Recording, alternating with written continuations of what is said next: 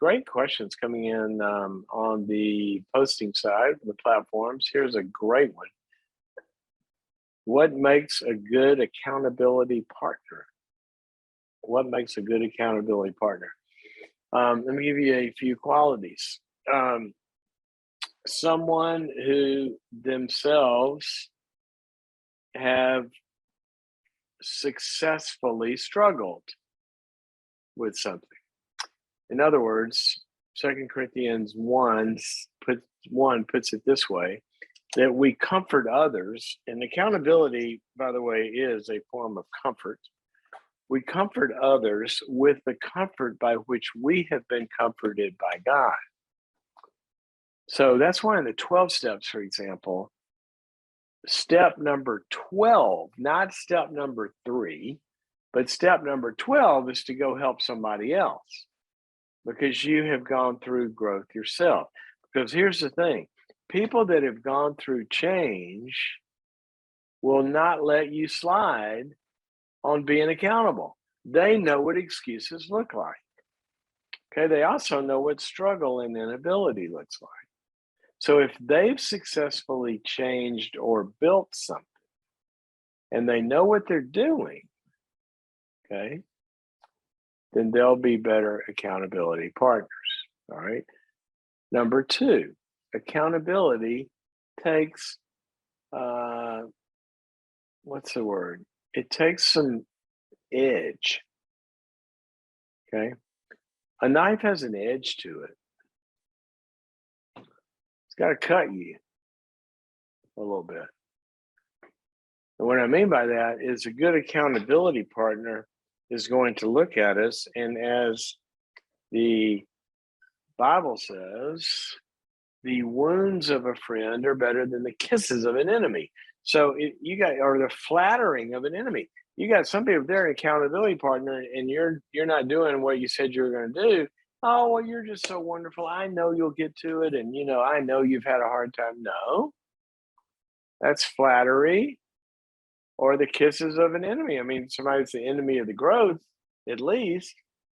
But it says the wounds of a friend. So I want somebody to hold me accountable that looks at me and says, don't give me that. You could have done this. Come on, let's find out why not. And they're not listening to excuses. Or they're listening to them, but they're not buying them. Or at least they're believing them because sometimes they're true, but they're going to help you find a way. They don't move the bar, is what I mean. They don't let you, okay, well, that didn't work, but you still got to do it. Right? I remember when I first went to physical therapy for my knee after surgery, and I went in there 3 days, it's right after surgery, you get back in there. Oh my gosh, I've never felt pain like that in my life.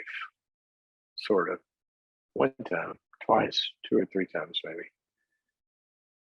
Don't remember those others. Anyway, it was killing me. And this woman is like, she's taking my knee right after surgery and she's pushing it, and I am doing everything possible to not cry in front of this woman.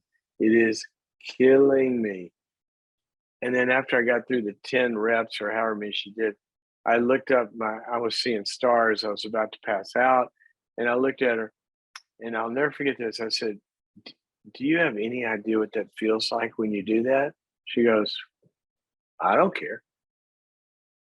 I said, what? She goes, I don't care. You got to do it. I don't care what it feels like. Because if you don't hit the number by the time you leave here, your leg's not going to be usable. So I don't care what it feels like. Well, that's edge. Okay, that's the knife. That's important. But here's what I also learned about that accountability partner.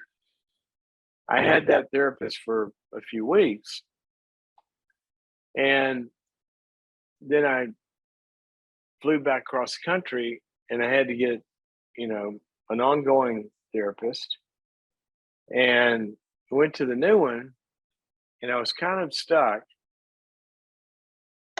and my knee was frozen. It was real swollen, and it wasn't moving. I was getting worried that I wasn't going to get the flexibility that I needed, this or the other. And The new one said, okay, we got to move it. It's going to be hard. It's going to really be hard. I get it. This hurts. I know it hurts. And she would start to move it, and I'd be done. And she'd say, I know.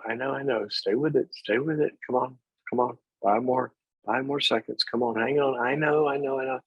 And there was something about when she had the knife and she had the support and the empathy, it gave me 5 more seconds. I'm not kidding. I mean, I made it through it in a different way. And there was something about adding the hope of that somebody cares what it feels like when they're giving you the knife. There's something that adds ability there. Like the Bible says, we don't have a high priest who can't, a high priest who can't sympathize with our weaknesses. It says about Jesus, because he's been through this. He knows what it's like. That's what the book of Hebrews says. And the science of this says that when somebody is empathic while they're pushing us, that increases the capacity for you to continue. So I want somebody in your life that has been through it. I want somebody holding you accountable that's caring, but they're tough.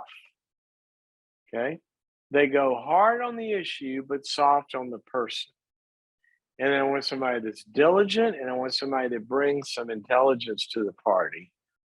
And it would be great if you could get some chemistry in that you really like this person. There's somebody you want to hang out with. You got to go to an accountability person. It feels like a parole officer. And then have it be somebody that you look forward to going and seeing. You know what I mean? You're going to have some laughs.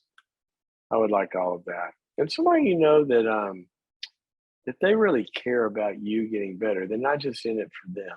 A lot of accountability people are kind of like sort of into it for the power sometimes. And the best accountability partners I've ever had was when I felt like they were in it for me. You know, they really cared.